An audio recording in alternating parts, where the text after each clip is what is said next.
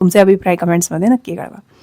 Friends, मला असं वाटतं की माणसामध्ये जे टॅलेंट असतं त्याहीपेक्षा सगळ्यात जास्त इम्पॉर्टंट जर त्याच्यामध्ये कन्सिस्टन्सी आहे आणि डिसिप्लिन आहे, एखादी गोष्ट पूर्णत्वाला नेण्याचा हुरूप आणि मोटिवेशन, सेल्फ मोटिवेशन माणसाच्या आत असणं गरजेचं आहे, तर तो त्याच्या टॅलेंटचा बेस्ट यूज करू शकतो, असं माझं ओपिनियन आहे.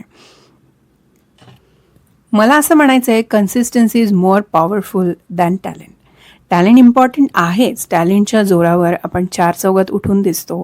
आपण एखादी गोष्ट एक्स्ट्रा ऑर्डिनरी जर करून दाखवू शकतो तर ती टॅलेंटच्या बेसिसवर. पण टॅलेंट असणंच सर्वस्वी इम्पॉर्टंट नाही आहे. तुमच्यामध्ये जे टॅलेंट आहे किंवा तुमचा जो काही पर्पज आहे, तुम्हाला जी काही गोष्ट करायची आहे ती पूर्णत्वास नेण्यासाठी ना तुम्हाला कन्सिस्टन्सी ही गोष्ट आत्मसात करणं, ही गोष्ट पाळणं खूप गरजेचं आहे. त्याच्या जोरावर तुम्ही काही डिफिकल्टीज असतील, जी काही कमतरता आपल्यामध्ये आहे, टॅलेंटची कमतरता आहे, वेळेची कमतरता आहे किंवा अजून कुठल्या रिसोर्सेसची कमतरता आहे, पण जर आपल्यामध्ये कन्सिस्टन्सी आहे, रेग्युलर एफर्ट्स आणि चिकाटी, ती गोष्ट न सोडण्याची हिंमत जर आपल्यामध्ये असेल तर आपण चमकून जातो. आपण काहीतरी वेगळं करून दाखवू शकतो, असं माझं मत आहे.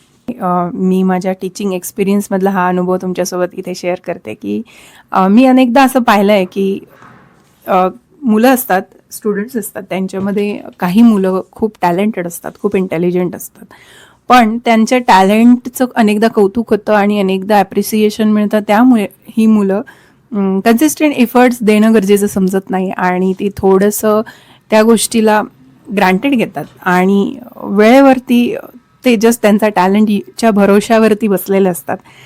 ऑन द अदर हँड काही मुलं ॲव्हरेज असतात, फारसे टॅलेंटेड नसतात, त्यांच्यामध्ये पोटेन्शियल असतं पण त्यांना स्वतःला ते इंट्रोड्यूस झालेलं नसतं. पण ती मुलं डिसिप्लिन असतात, कन्सिस्टंट असतात, रोज थोडे थोडे एफर्ट्स घेतात, रोज सम्स सॉल्व करतात, रोज स्टडी करतात आणि सेल्फ मोटिवेटेड असतात.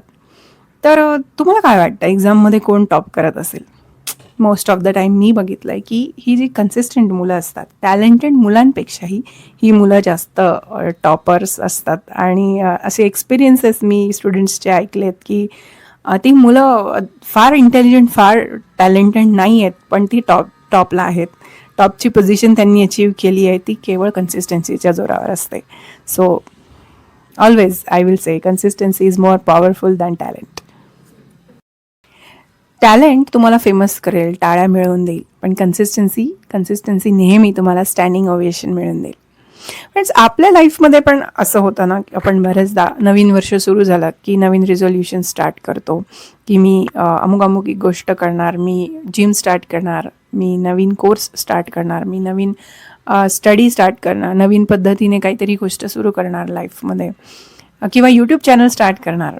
पण त्यात पण असंच आहे की सुरुवातीला एक व्हिडिओ टाकला, त्याला 100 व्ह्यूज आले, दुसऱ्या व्हिडिओला 80 व्ह्यूज आले, तिसऱ्या व्हिडिओला 60 व्ह्यूज आले.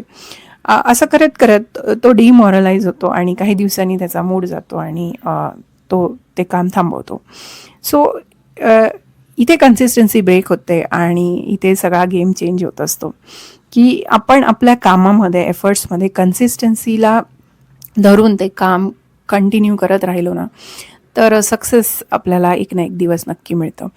पण आपण कन्सिस्टन्सीकडेच जर दुर्लक्ष केलं आणि आपण फक्त आपल्या टॅलेंटच्या जोरात किंवा अनेक विचारांमध्ये अडकून राहिलो आणि आपण जे काम केलं पाहिजे, जे रोज एफर्ट्स दिले पाहिजे, जे रोज प्रयत्न केले पाहिजे, तिथे जर आपण कमी पडलो तर रिझल्ट डेफिनेटली आपल्याला मिळत नाही मनासारखा.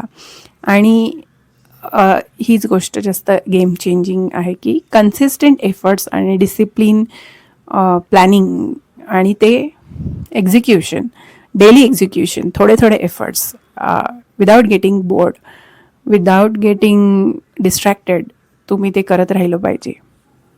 तुम्हाला काय वाटतं, why we fail in consistency? Most of the time आपण इन्स्टंट रिझल्ट एक्सपेक्ट करतो. मोस्ट ऑफ द टाईम आपण कम्पॅरिझन करत असतो. सोशल मीडियावर अनेकदा आपल्याला लोक ओव्हरनाईट सक्सेसफुल झालेले दिसतात, पण त्यांची गेल्या 5 ते 10 वर्षांचे कन्सिस्टंट एफर्ट्स आपल्याला दिसत नाही. Behind every success, overnight success, there is thousands of consistent days. We should not forget this thing. And what should be the simple formula of consistency? They don't focus on big goals. मोठमोठ्या गोष्टी आणि मोठमोठे goals ठेवू नका. छोट्या छोट्या गोष्टींपासून सुरुवात करा, त्यात डिसिप्लिन ठेवा, त्यात कन्सिस्टन्सी ठेवा. हळूहळू रिझल्ट नक्की येतो. जसं की असं न म्हणता की मी एकदम 10 kg वेट लूज करणार, ते होत पण नाही. त्यासाठी तुम्ही छोटे छोटे गोल्स डिसाईड केले पाहिजे की मी रोज 20 मिनिट्स वॉक करणार, मी डेली डाएट फॉलो करणार आणि ही गोष्ट मी डेली करणार. आणि नसतं म्हणायचं नाही आहे, ते केल्याने ऑब्व्हियसली हळूहळू आपल्याला आपले रिझल्ट्स आणि आपले गोल अचीव होतात, असं माझं ओपिनियन. सेम स्टडीच्या बाबतीत आहे की मुलं एखादं टार्गेट सेट करतात अभ्यासात की मला ही एक्झाम क्रॅक करायची आहे, एवढे मार्क्स अचीव करायचे आहे, डिस्टिंक्शनमध्ये पास व्हायचं आहे. तर हे एकदम सोपं आहे की त्यांनी कन्सिस्टंटली स्टडी केला, एक टाईम फिक्स केला आणि रोज थोडे थोडे एफर्ट्स. एकदम मोठं गोल ठेवलं आणि एकदम ते करायला गेलं तर ते ऑब्व्हियसली करणं डिफिकल्ट आहे. इम्पॉसिबल नाही आहे, पण डिफिकल्ट आहे.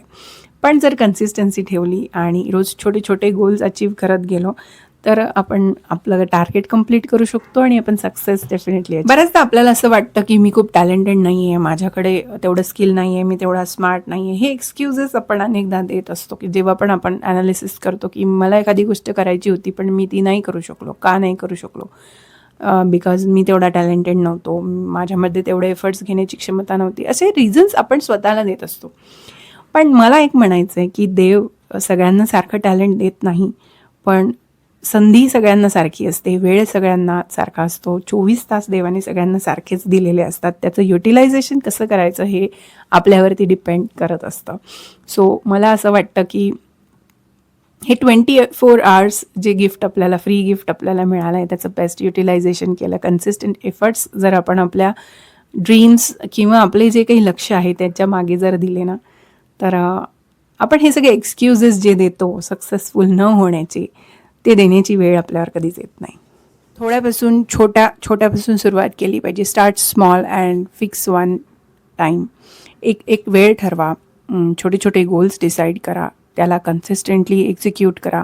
Wins, always celebrate your small wins and it will motivate you to keep consist. परफेक्शनचा वेट करत बसलास तर स्टार्टच होणार नाही. कन्सिस्टन्सी इम्परफेक्ट पण चालते. फ्रेंड्स, आजच्या व्हिडिओचे फायनल मोटिवेशन मला या व्हिडिओ थ्रू द्यायचं आहे. And not only for you, it will be for my self also. की आजपासून एक डिसिजन घ्यायचं. टॅलेंट असेल तर छानच आहे आणि नसेल तरीही चालणार, पण मी कन्सिस्टंट राहणार, रोज थोडे थोडे एफर्ट्स घेणार, एक स्टेप इम्प्रूव्ह करणार, असा decide. At the end, winners are not the talented people, they are the most consistent people. If this message helped you, कमेंटमध्ये लिहा I choose consistency. And share this video with someone who need motivation like this. Subscribe this channel and follow this page for more such videos. Friends, आजचा video कसा वाटला मला नक्की कळवा. हे सगळे टॉपिक्स जे मी चूज करते हे माझे स्वतःशी रिलेटेड आहे, माझ्या कामाशी रिलेटेड आहे. अनेकदा मला स्वतःला कन्सिस्टन्सी फॉलो करताना डिफिकल्टीज आलेल्या आहेत आणि त्या डिफिकल्टीजवर मी स्वतः माझ्या एक्सपिरियन्सेसमधून कशी मात केली आहे, मी काय विचार केला आहे, हा मी या व्हिडिओमध्ये मांडलेला आहे. तर आय होप तुम्हाला हे माझे थॉट्स, जेन्युइन थॉट्स आवडत असतील तर मला रिप्लाय नक्की द्या, कळवा की तुमचं मत काय आहे या सगळ्याबद्दल. आणि असेच व्हिडिओज बघण्यासाठी माझ्या चॅनलला सबस्क्राईब करा आणि या पेजला फॉलो करायला विसरू नका. Thanks for watching. See in the next video. Have a good day.